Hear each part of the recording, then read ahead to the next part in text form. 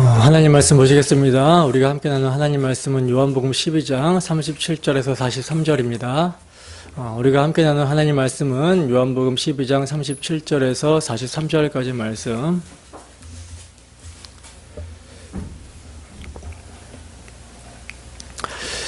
다 찾으셨으면 우리 함께 한 목소리로 합독하도록 하겠습니다. 시작.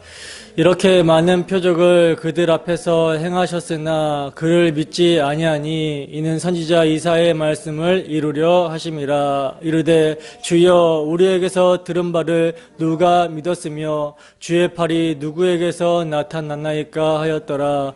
그들이 능히 믿지 못한 것은 이 때문이니 곧 이사야가 다시 일렀으되 그들의 눈을 멀게 하시고 그들의 마음을 완고하게 하셨으니 이는 그들로 하여금 눈으로 보고 마음으로 깨닫고 돌이켜 내게 고침을 받지 못하게 하려 함이라 하였음이더라.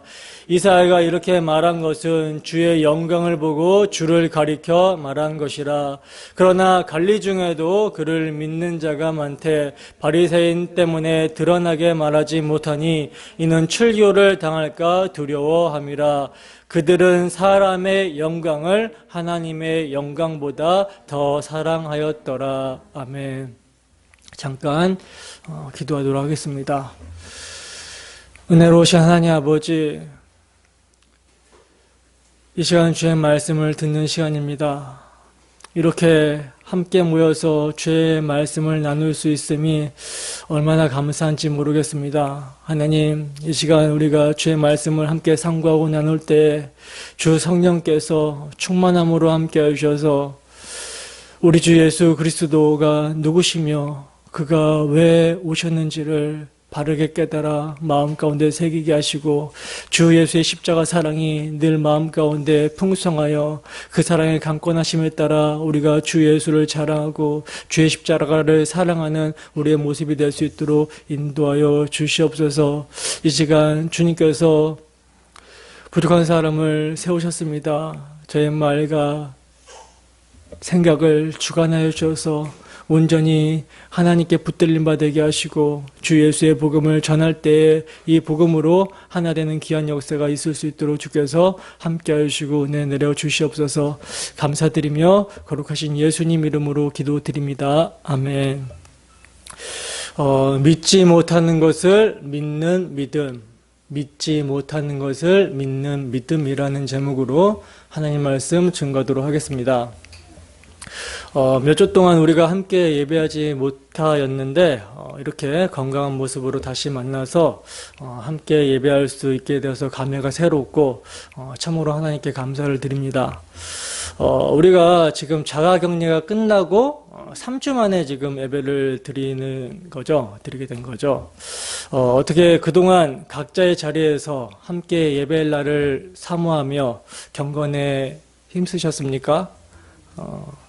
제가 이제 우리 교회가 코로나가 터지고 그래서 다들 각 자가격리가 되고 하면서 가장 염려하고 걱정했던 것은요, 예배였어요.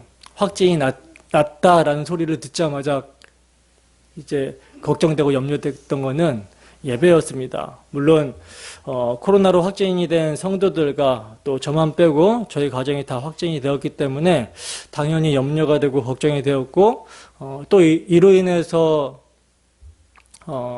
자가격리가 된 모든 성도들의 건강과 또 추가 피해는 발생하지 않을까라는 그런 염려와 걱정도 있었지만 가장 우선적으로 드는 염려와 걱정은 예배였어요.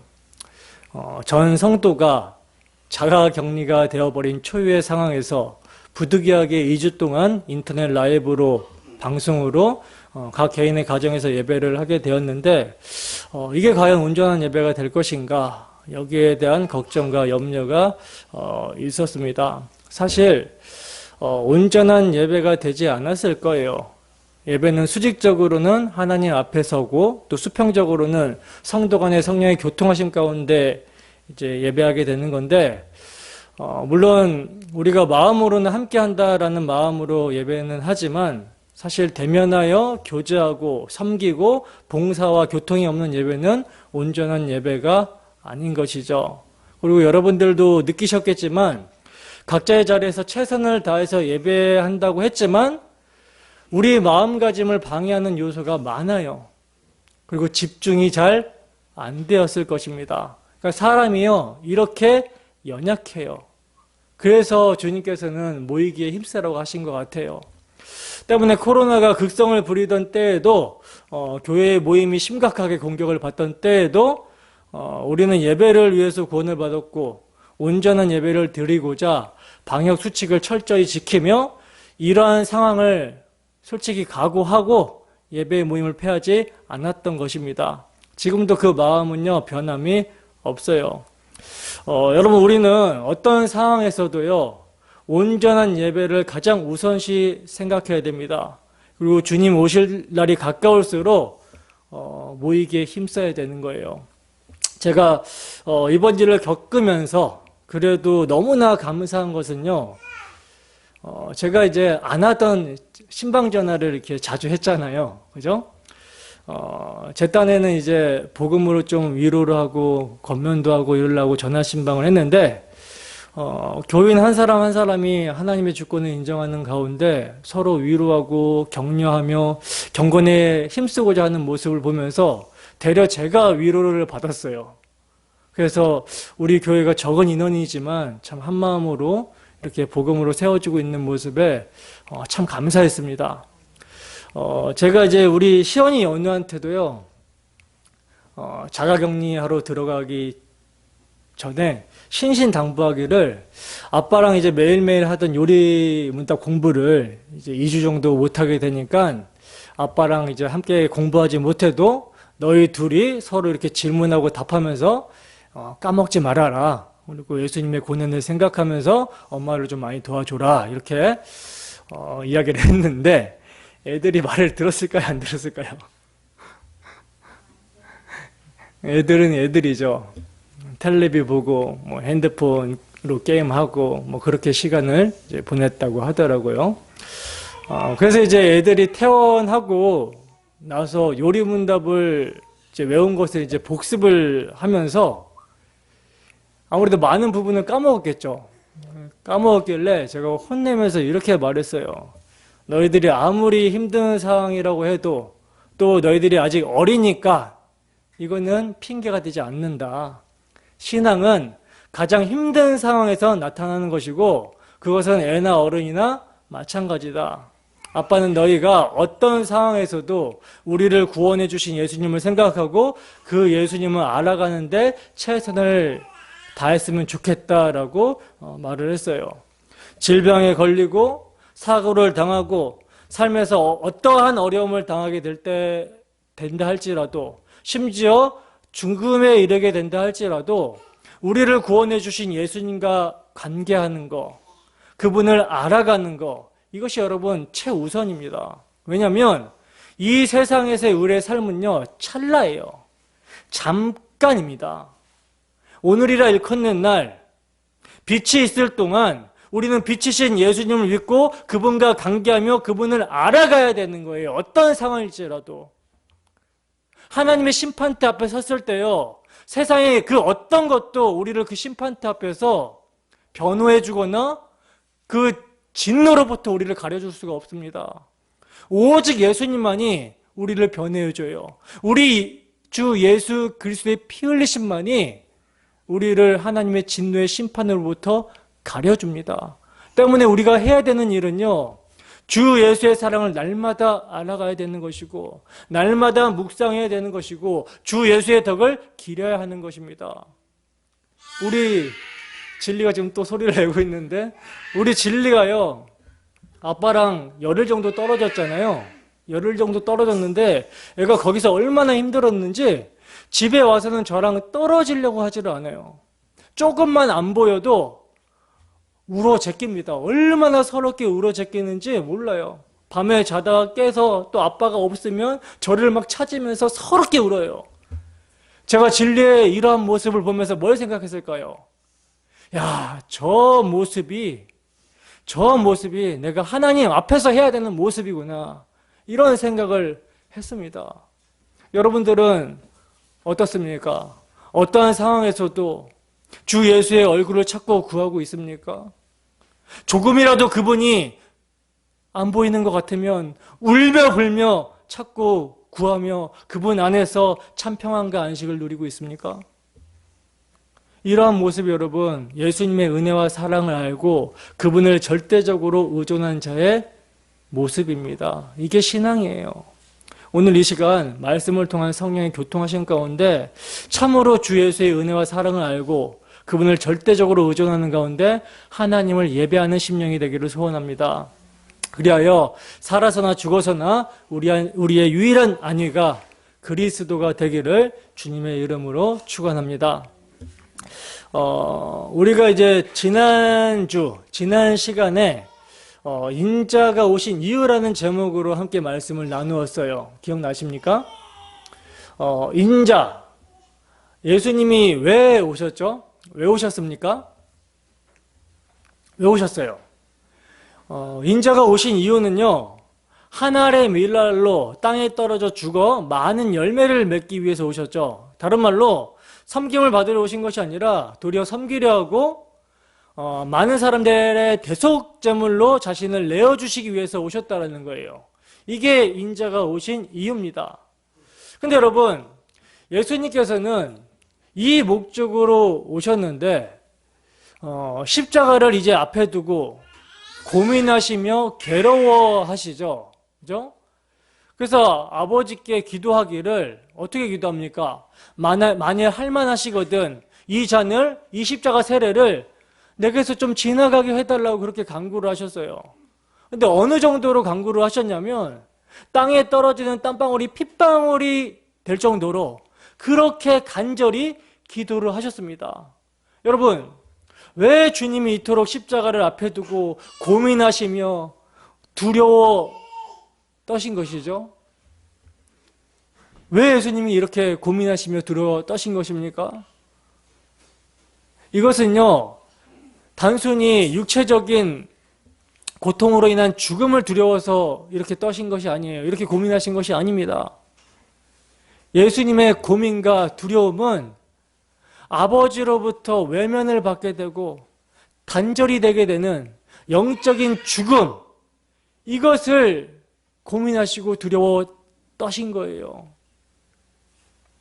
예수님은요, 마치 이스라엘의 모든 죄를 전가받고 무인 광야로 보내져서 저주받아 죽는 아사셀 염소와 같이요, 창세전에 택하신 모든 자들의 죄를 전가받으셨어요.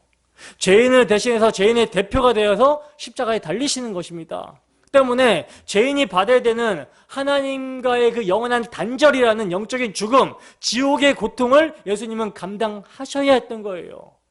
예수님은 이것을 두려워했던 거라는 것이죠.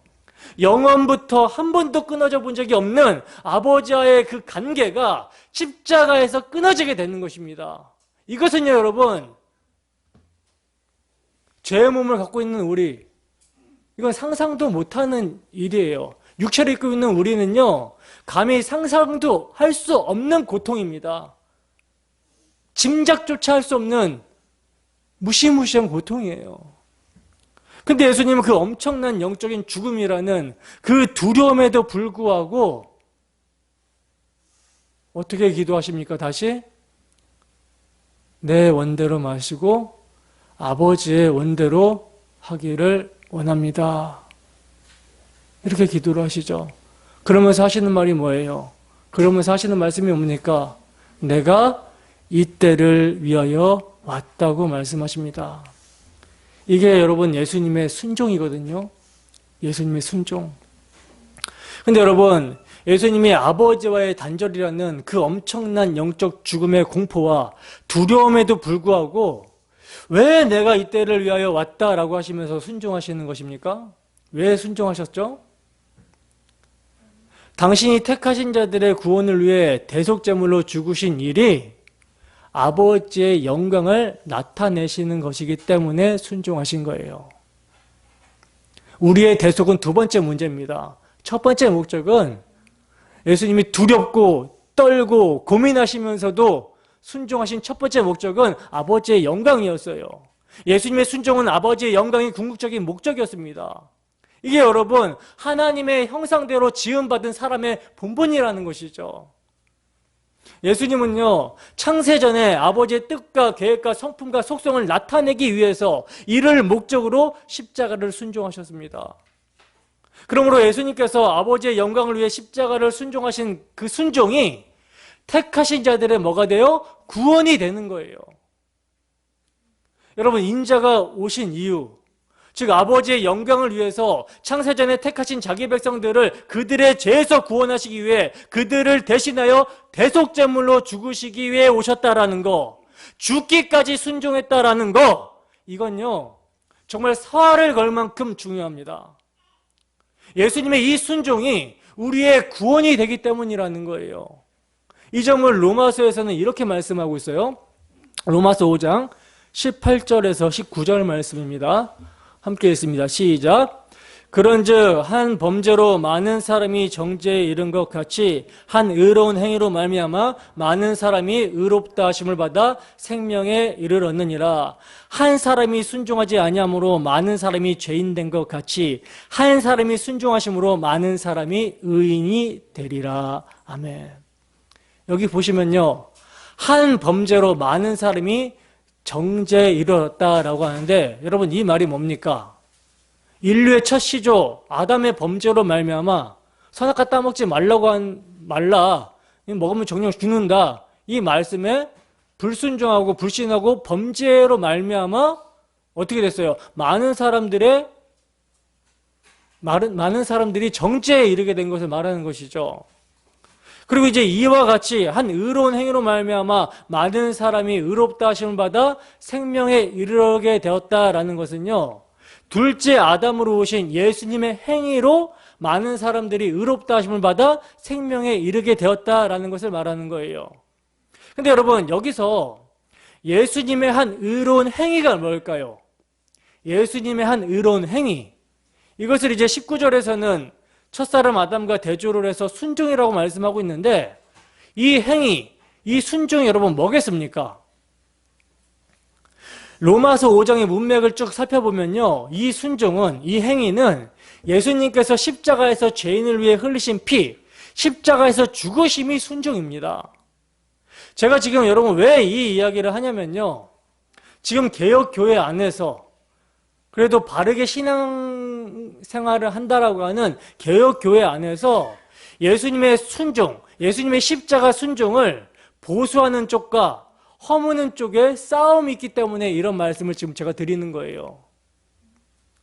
예수님의 십자가 순종을 허무는 쪽의 주장은요, 이제 17세기 청교도 신학의 영향을 받은 신학자들과 목회자들에 의해서 지금 주장이 되고 있는데, 이들은요 그리스도의 순종을 수동적 순종과 능동적 순종을 이렇게 구분해 버립니다. 예수님의 순종을 수동적 순종이랑 능동적 순종으로 구분을 해서 설명을 해요. 수동적 순종은요, 그리스도께서 하나님의 작정대로 성육신 하셔서 율법의 정죄를 받는 죄인들을 대신해서 십자가의 저주를 받으시사 죽으셨다라고 해가지고 수동적 순종이라고 그러고요. 그리고 이 순종으로는 죄에 대한 형벌만 해결이 되는 순종이라고 그래요. 그리고 능동적 순종은요, 예수님이 공생의 기간에 모든 모세율법을 다 지키신 것을 능동적 순종이라고 하는데, 여기서 이제 문제가 발생합니다. 여기서 이제 문제는요, 예수님께서 능동적으로 이제 순종을 해서 능동적 순종으로 율법을 다 지켜 행하신 이유가, 첫사람 아담이 지키지 못한 의를 예수님께서 대신 지켜서 의를 이루시고 그 의를 획득함으로써 그 의를 택하신 자들에게 넘겨주셨다라고 주장하는 데 있어요. 그러니까 예수님의 십자가 순종을 허무는 쪽의 주장은요, 예수님의 순종을 수동적 순종과 능동적 순종으로 구분을 해서, 수동적 순종은 단순히 죄의 대속을 이루는 것이며, 능동적 순종은 예수님께서 율법을 지켜서 그 의를 획득하고 그 의를 전가시켜 주셔서 의롭다고 하시는 이것으로 지금 주장을 하고 있는 거예요. 여러분, 이 신학의 배경에는요, 행위 언약이 존재를 하거든요. 이 교리가 나오게 되기 위해서는 이 사람들의 행위 언약 사상이 등장을 하거든요. 행위 언약이 뭐냐면, 아담은 영생하는 존재로 창조된 것이 아니라 일시적인 존재로 창조가 된 것이며, 영생하는 존재가 되기 위해서는 하나님이 그에게 세워준 선악과의 명령을 일정 기간 지켰을 때, 이 사람들은 선악과의 그 열매를 먹지 말라는 이 말씀을요, 선악과 열매를 먹지 말라는 이 한 말씀에 십계명이 다 포함됐다라고 봐요. 그러니까 십계명을 순종하면이라고 봐요. 그래서 이 십계명을 순종하고 일정 기간 지켰을 때 그에 대한 보상으로 생명나무 실과를 주고 영생을 준다라고 합니다. 하나님께서 주시겠다고 약속하셨다고 해요. 그래서 이때에 이렇게 이제 아담이 하나님의 그 일정 수준의 시험 기간을 통과하게 되면, 이때 이제 비로소 아담은 하나님의 백성이 되고 하나님은 아담의 하나님이 되시는, 이렇게 된다라고 주장을 해요. 근데 여러분, 이러한 내용은 비성경적이죠. 아담은 하나님 보시기에 처음부터 좋은 상태로, 하나님의 형상으로, 하나님과 교제할 대상으로 처음부터 하나님의 백성으로 창조가 된 거예요. 그래서 아담을 창조하시기 전에 사람이 살 모든 환경을 조성해 주신 것이죠. 자기 백성이 아닌 자들에게 무슨 살아갈 환경을 조성해 줍니까? 그죠? 그리고 여러분, 티끌에 불과한 아담, 생명 없는 아담에게 무에서 유로 창조하신 그 자체가 뭡니까? 은혜입니다. 은혜. 은혜로 창조하시고 자기 백성 삼으신 거예요. 은혜예요. 그리고 성경 전체적으로요, 하나님께서 언약을 주실 때는요, 자기 백성에게만 언약을 주십니다. 자기 백성이 아닌 자에게 무슨 언약을 줘요. 대한민국의 법이라는 게 있잖아요. 그 법은 누구에게만 주어집니까? 대한민국 국민에게만 주어지죠. 그죠?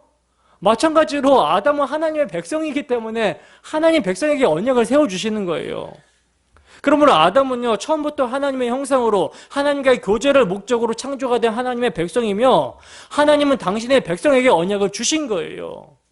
이 언약을, 이 아담 언약을 생명 언약, 은총 언약, 호의 언약이라고 합니다. 왜냐하면 예수님의 대속이 지금 아담이 타락하기 전이기 때문에, 필요가 없기 때문에 생명 언약, 은총 언약, 호의 언약이라고 그래요.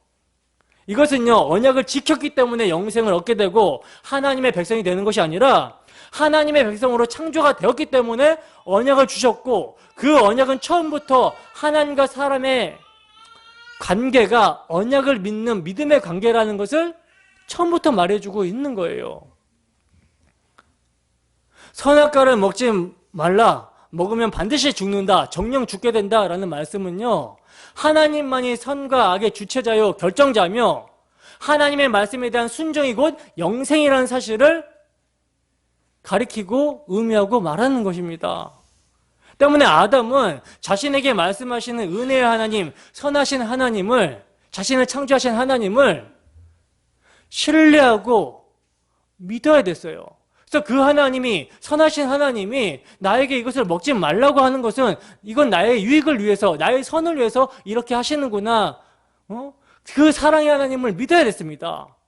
마땅히 순종해야 됐다라는 거죠. 이 순종이 뭡니까? 이 순종이 언약의 관계 가운데 하나님과의 관계에서 영생을 누리는 거예요. 아담은 처음부터 영생을 누렸습니다. 아담의 범죄는요, 교만해져서 하나님을 불신하고 마귀의 말을 듣고 하나님을 반역한 데 있어요. 그래서 하나님께서 말씀하신 대로 정령 죽으리라 한 대로 죽게 된 거라는 거죠. 이 죽음의 문제를 예수님께서는 해결하러 오신 거예요. 그리고 그리스도를 상징하는 생명나무는 뭘 상징합니까? 생명의 근원이 하나님께 있음을 잊지 말라고 주신 거죠. 또한 생명나무는 타락한 죄인에게 주시기 위해서 마련된 것이지 타락하지 않은 아담에게 주시는 용도가 아니에요. 타락하기 전에 아담은 생명나무를 보면서 생명의 근원이신 하나님을 잊지 않아야 되는 그 용도로 주신 것입니다. 그러므로 아담의 타락은요, 하나님의 언약에 대한 불신이며 배반이며 반역이라는 것이죠. 이게 뭐예요? 이게 죄입니다, 여러분. 믿지 않음이 죄예요. 성경은 처음부터 일관성이 있습니다. 믿지 않음이 죄예요. 믿지 않음이 불순종으로 나타나는 거예요. 그래서 이제 죄로 인해 하나님과의 관계가 파괴된 거, 이것이 여러분 죽음이고, 예수님은 중보자로서 이것을 회복시키기 위해서 순종하신 거라는 거죠. 그러나 행위 언약을 주장하는 자들에 의하면요, 하나님께서 주신 선악과 언약은 십계명이 한 가지 계명으로 압축이 되어 있는 율법이기 때문에 아담의 타락의 자리에 예수님이 들어가서 그가 지키지 못하는 율법을 지켜야 된다라고 주장을 합니다. 그리고 그가 지키지 못해서 받게 되는 형벌, 죽음은 예수님이 대속하셔야 된다라고 해서 이렇게 두 가지로 나눠버리는 거예요. 그러니까 이들은 뭡니까? 처음부터 은혜가 아니라 뭘로 시작해요? 행위로 구원받는 논리. 여기에는 여러분, 사랑이 낄 자리가 없죠. 사랑이 하나님이 아닌 거예요.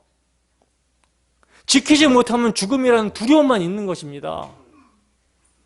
이들은요, 예수님이 능동적 순종으로 율법을 지켜서 의를 전가시켜주는 것이 아니라면 예수님이 33년이라는 긴 시간을 사실 필요가 없으시며 성육신 후 곧바로 죽으셔서 대속하시면 되었을 것이다 라는 청교도 신학자 존 오웬의 주장을 가지고 자기 주장의 근거로 삼습니다.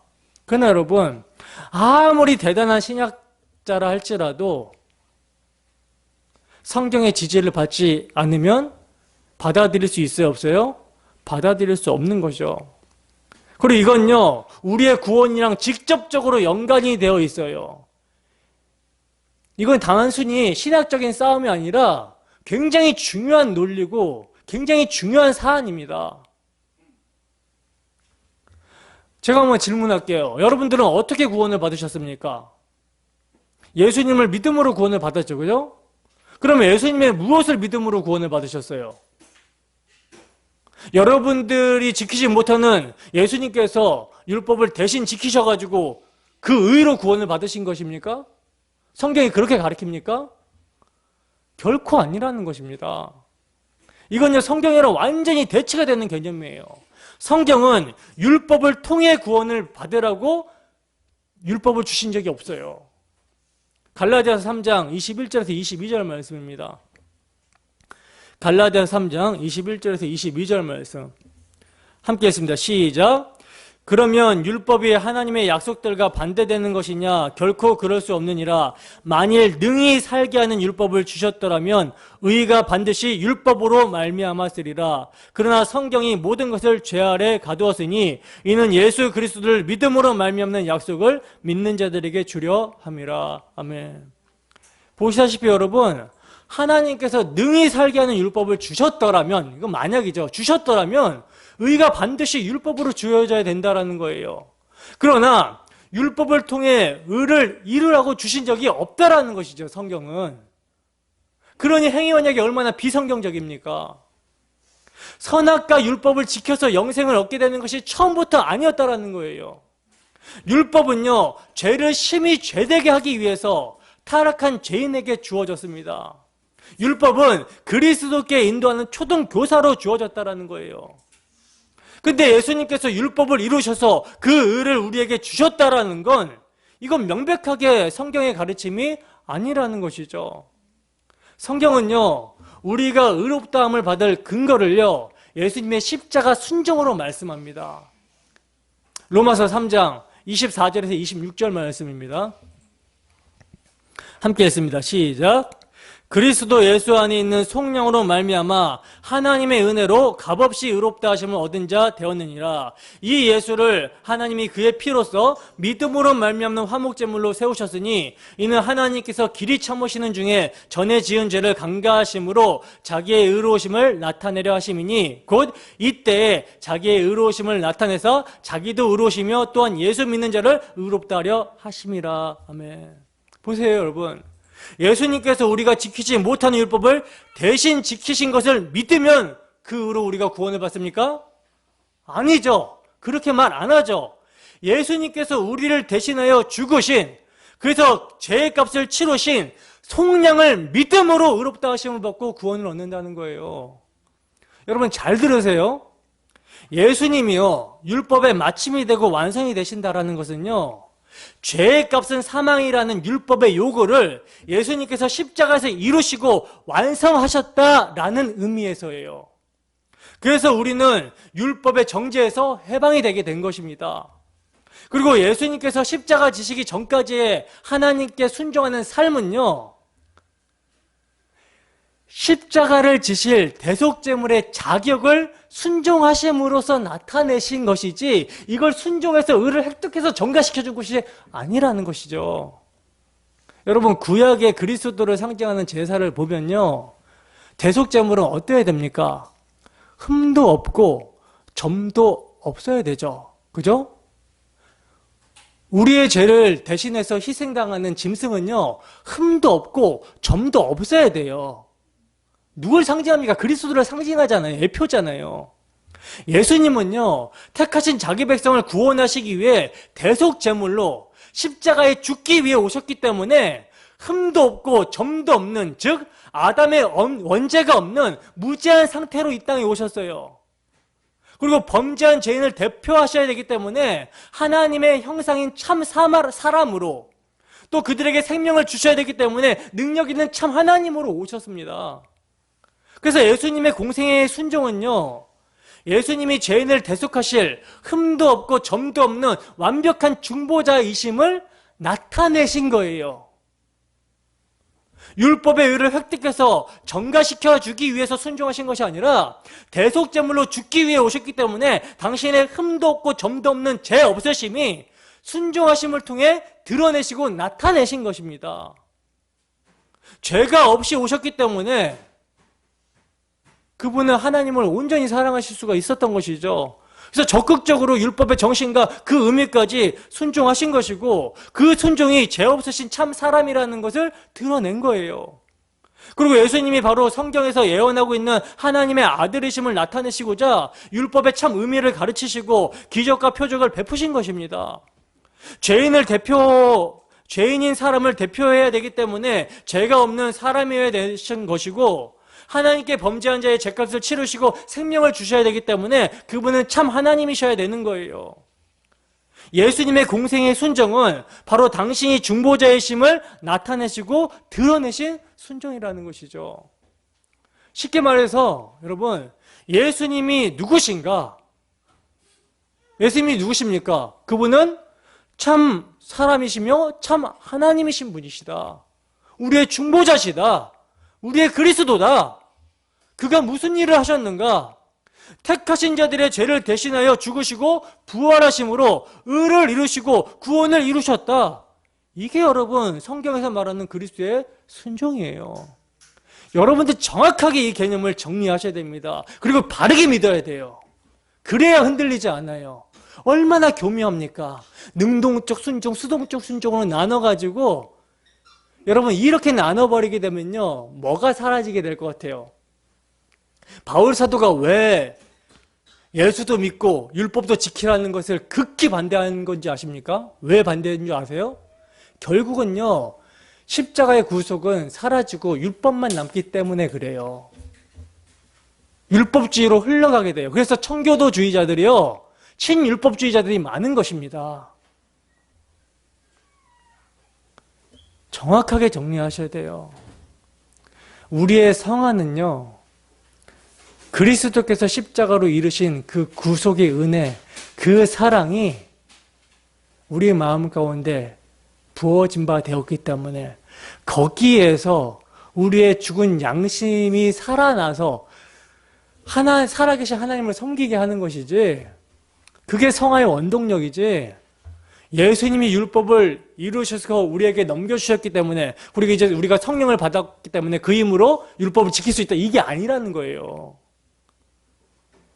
여러분, 예수님은요, 아버지의 영광을 목적으로 우리를 죄에서 구원하시기 위해서 대속 제물로 오셨습니다.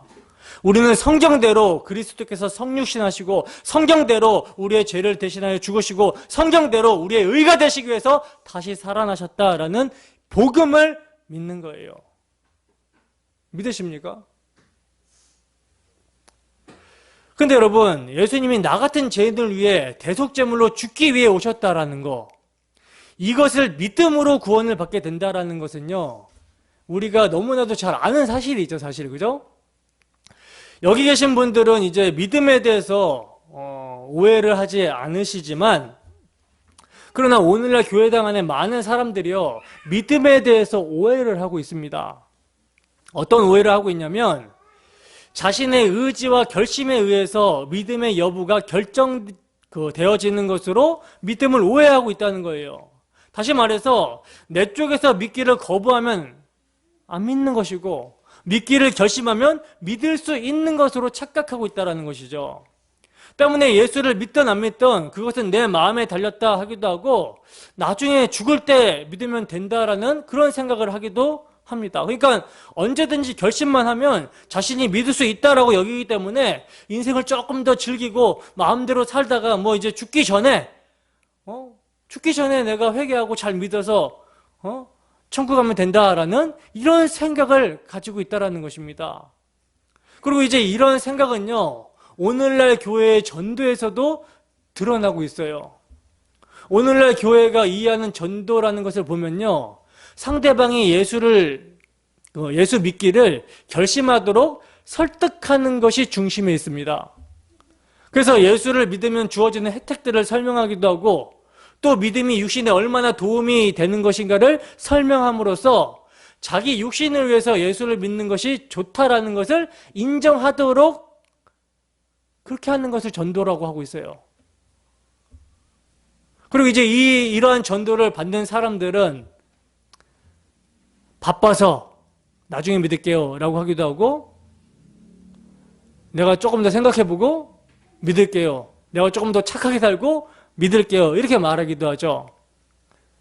근데 이것이 바로 믿음을 자기 소관으로 여기고 언제라도 마음만 먹으면 믿을 수 있다라고 생각하는 대답인 것입니다. 그러나 여러분, 믿음은 여러분 성경이 뭐라고 정의하고 있죠?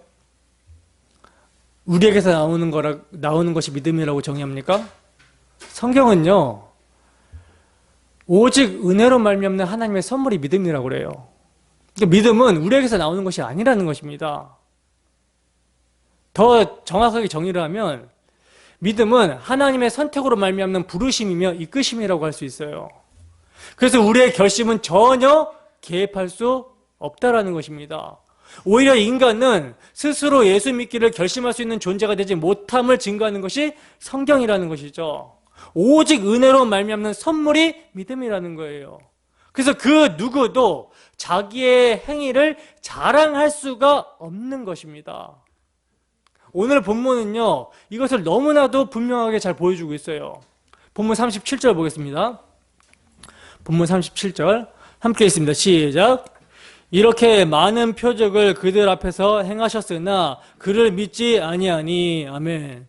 보시면 예수님께서는 유대인들 앞에서 많은 표적을 행하셨다라고 말씀하고 있는데, 여러분, 예수님은요 거의 모든 가능한 종류의 표적을 행하셨습니다.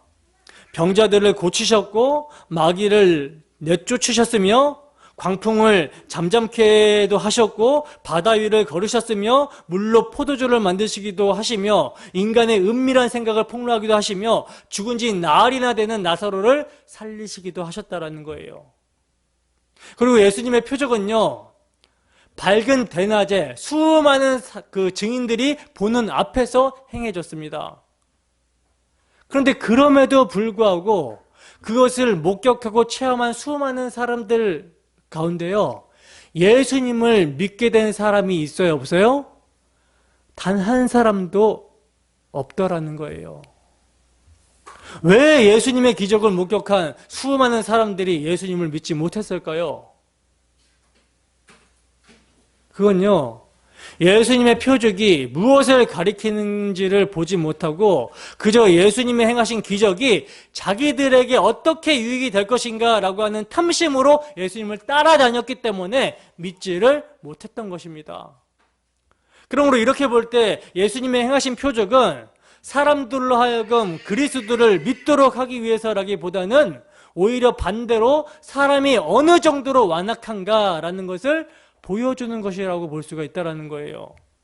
그러므로 여러분, 믿을 수 없는 인간이 예수님을 믿게 되었다라는 거, 이것보다 더 큰 기적은 있습니까? 없습니까? 없다는 것입니다. 죽은 자를 살리시는 기적을 보고도 믿지 못하는 인간이 믿게 되었다면 이것은 죽은 자를 살리신 것보다 더 엄청난 기적이 그에게 함께한 결과임을 말해주고 있는 거예요. 그러므로 여러분, 우리는요, 자신의 믿음에 대해서 결코 과소평가를 해서는 안 되는 것입니다. 왜냐하면 우리 측의 노력으로 믿음이 주어질 수 있는 것이 아닌데, 믿음이 우리에게 주어졌다는 것은요, 믿을 수 없는 우리를 고쳐서 믿게 하신 하나님의 능력과 위대하심이 나타나는 거예요. 우리는 여기에 감사해야 된다는 것이죠.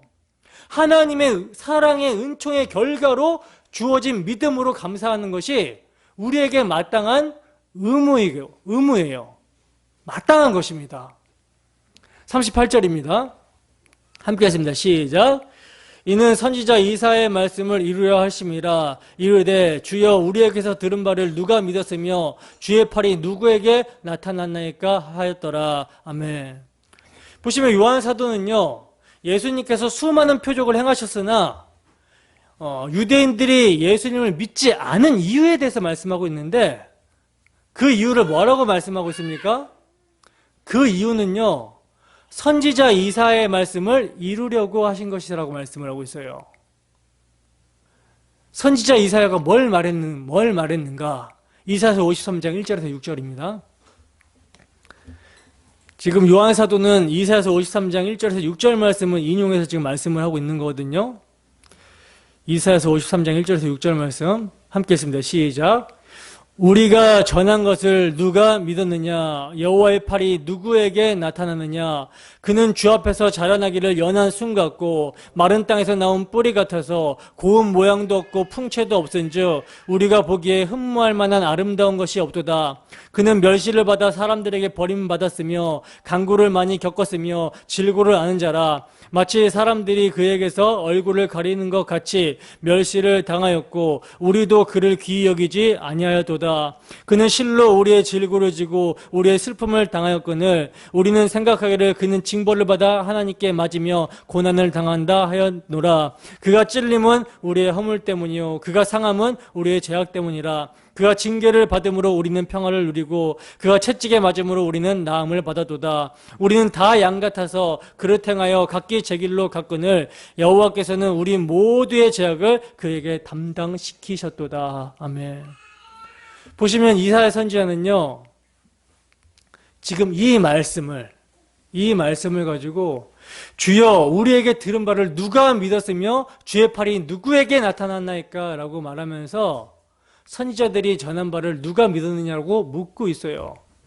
아무도 믿지 않았다라는 것이죠. 예수님을 직접 본 자들도 귀히 여기지 않았고 우리도 귀하게 여기지 아니했다라는 것입니다. 더구나 그리스도가 대신 죄를 담당하시는 것을 믿지 못하는 거예요. 사람들은요, 모두 자기의 선악의 기준이 이미 범죄함으로써 있기 때문에 거저 주시는 은혜와 대신 받으시는 저주를 이해하지 못하는 것입니다.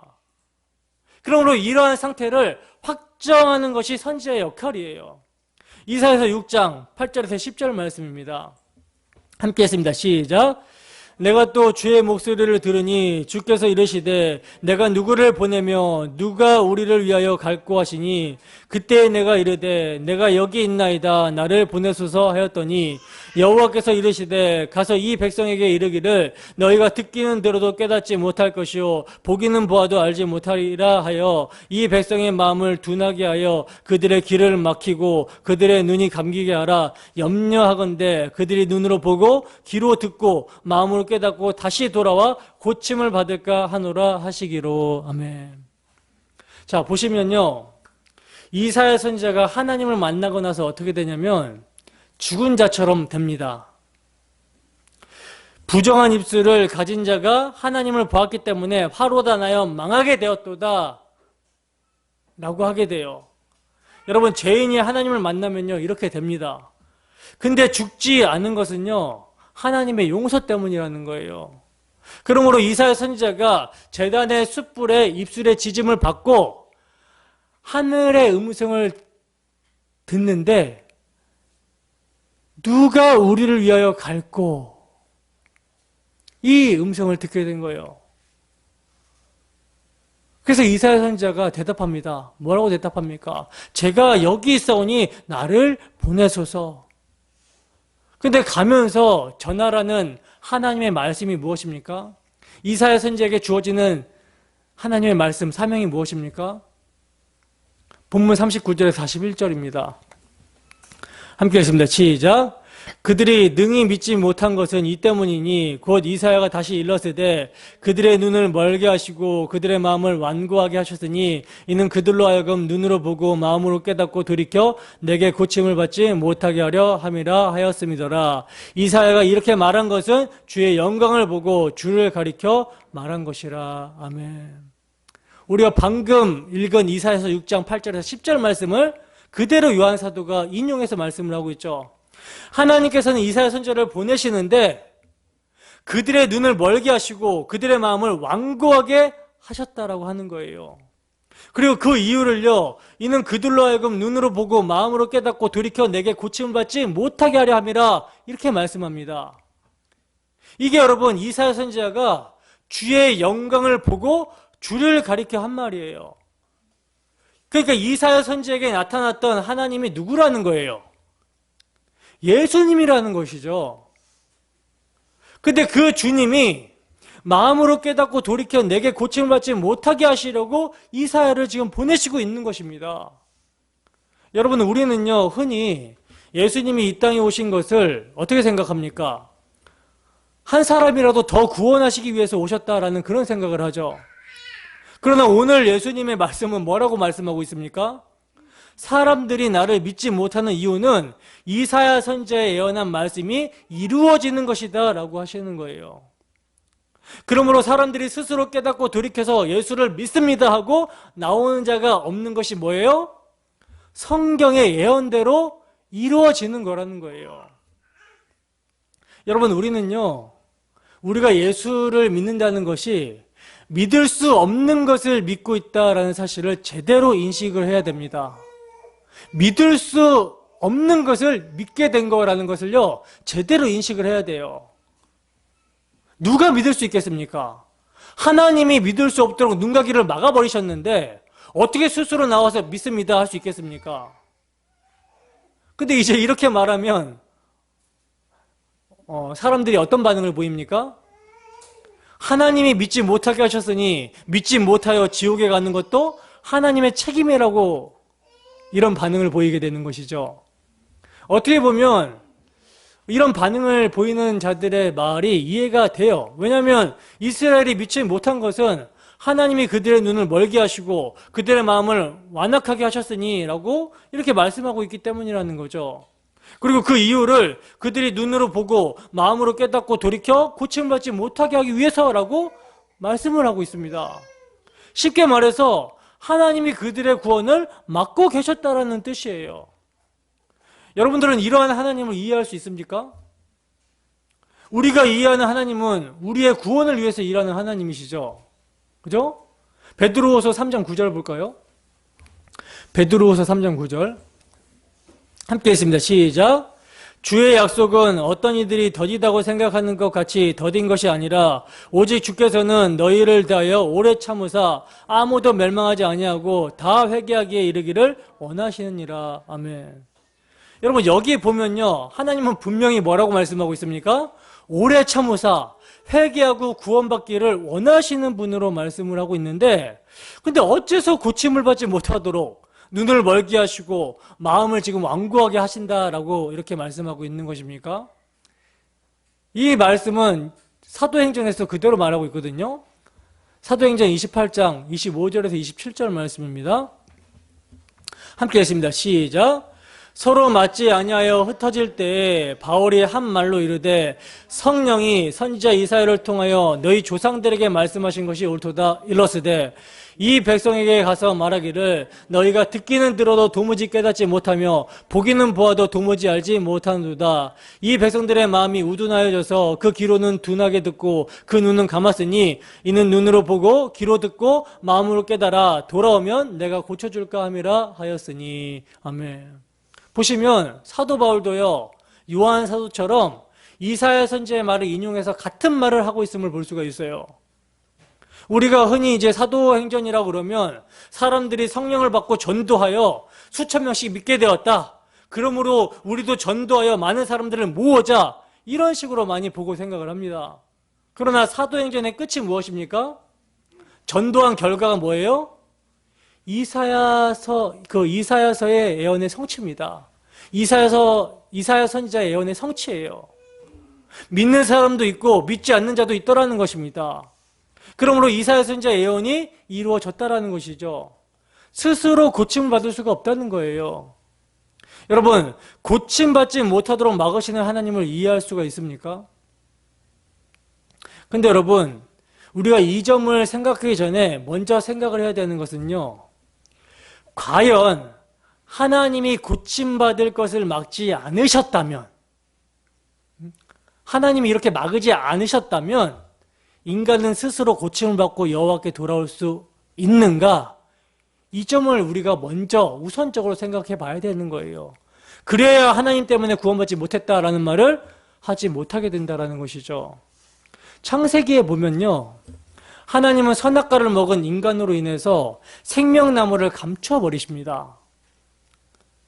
그리고 천사와 두루도는 불칼로 그 길을 지키셨어요. 이것은 뭘 의미합니까? 이것은 그 누구도 스스로 구원을 얻을 수 없도록 하나님께서 막고 계시다라는 것을 말해주고 있는 거거든요. 다시 말해서 하나님께서 그 길을 열어주시지 아니하시면, 생명나무로 가는 길을 열어주시지 아니하시면, 하나님께서 생명나무를 주시지 아니하시면 그 누구도 구원을 얻을 수 없다라는 것을 말해주는 것입니다. 여러분, 하나님이 마음을 완고하게 하시고 눈을 멀게 하셨다라는 것도 같은 의미예요. 인간은요, 그 누구도 하나님이 그 마음을 고쳐주시고 눈을 뜨게 해주시지 않는 이상 스스로 깨달을 수 없고 하나님을 볼 수 없는 존재임을 말하고 있는 것입니다. 그러니까 누구든 스스로 마음만 먹으면 하나님을 믿을 수 있다라고 말할 수 없는 거예요. 예수님의 3년간의 공생애를 통해서 증거되는 것도 바로 이것이었습니다. 예수님이 세상에서 3년간 공생애를 보내셨습니다. 말씀을 가르치시고 기적을 나타내 보이셨어요. 예수님이 그들의 대속주로 오심을 드러내고 나타내는 표적으로서 가르치시고 기적을 보이셨습니다.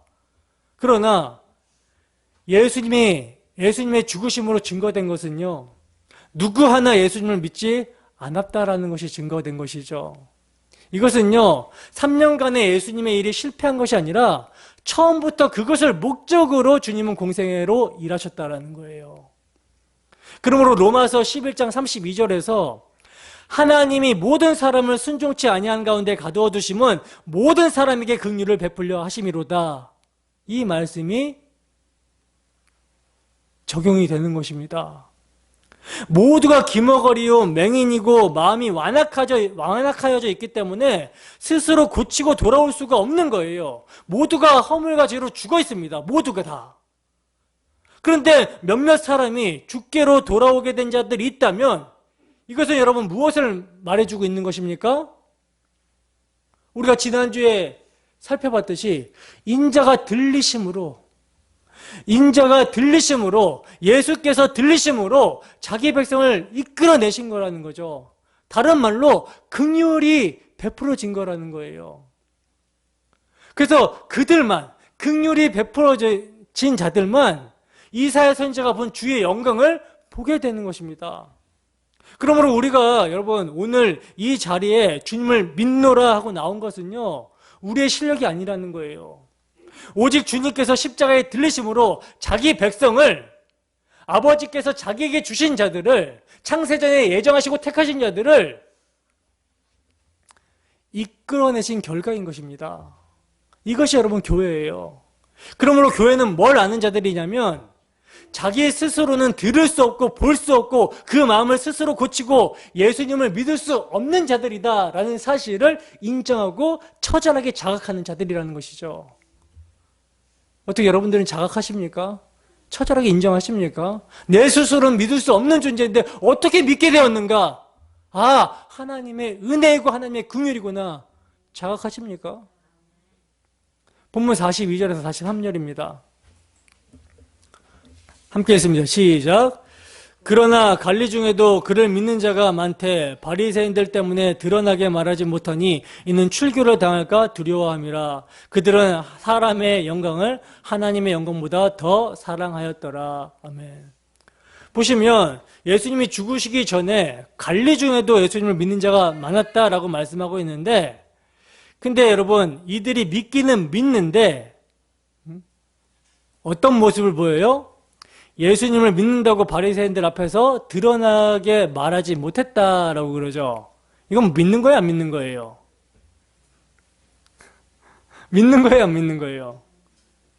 안 믿는 것이죠.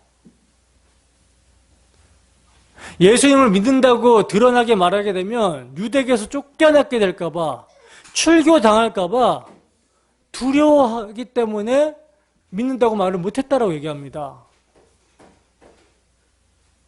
이 유대교를 여러분 세상으로 한번 상징해 보세요. 유대 사회는 유대 사회에서는 유대교가 세상 정신인 거죠. 그들의 이제 정신인 거죠. 율법주의가. 근데 이 유대교를 여러분 세상으로 상징해 보면 예수를 믿는다고 하면서도 뭐가 두려워서? 세상의 유익이 끊어질까 봐 두려워서 예수님을 믿는다고 말하지 못하는 거예요. 다른 말로 하면요, 복음을 부끄러워하는 것입니다. 복음을 부끄러워하는 거예요. 성경은 그들의 모습을요, 그들은 사람의 영광을 하나님의 영광보다 더 사랑하였더라 하고 말씀합니다.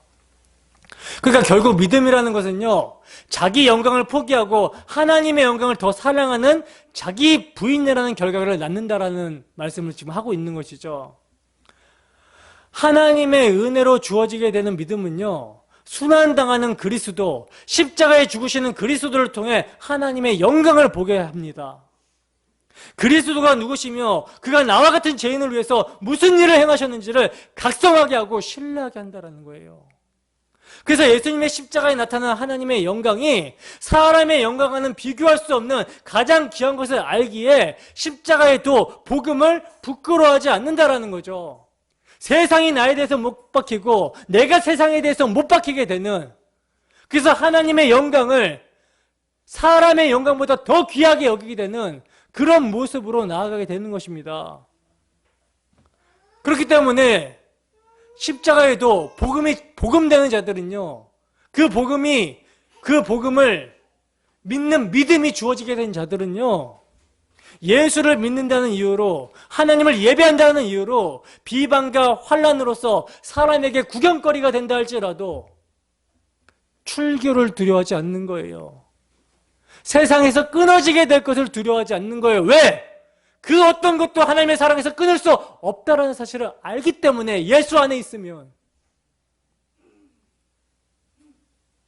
그렇기 때문에 그들만이 예수님의 덕을 선전할 수 있는 것입니다. 세상 앞에서 담대하게 나의 은은 이것뿐, 예수의 피밖에 없다. 이게 여러분 도무지 믿을 수 없는 것을 믿게 된 자에게서 나타나게 되는 모습인 거라는 거죠. 하나님의 은혜의 복음을 아는 자의 모습입니다. 여러분, 우리는 어떤 상황에서도 사람의 영광보다 하나님의 영광, 그리스도의 십자가를 자랑하고 있습니까?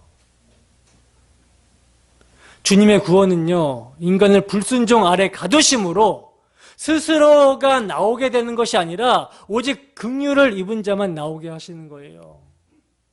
그리하여 이들이 나와서 무엇을 말하겠습니까? 나와서 할 수 있는 말은 이것밖에 없어요. 오직 주의 긍휼하심이 우리의 구원이 되었습니다. 모든 영광을 주님께서 받으소서라고 하는 것이 오직 은혜로 믿음이 선물로 주어진 구원받은 백성의 고백이며 모습이라는 것이죠. 여러분, 우리는 도무지 믿지 못하는 복음이 믿어지고 있습니까?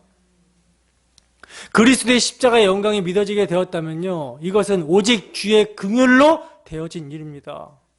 그러므로 우리의 한 주간의 삶이 주의 십자가를 믿는 자로 주의 긍휼을 자랑하는 삶이 되기를 소원합니다. 그리하여 주의 긍휼로 주어진 믿음, 주의 십자가 사랑으로 역사하는 믿음에 의하여 주 예수를 더욱 사랑하고 주 예수를 위해 살아가는 우리 모두가 되기를 주님의 이름으로 축원합니다. 우리 찬양하고 함께 기도하겠습니다.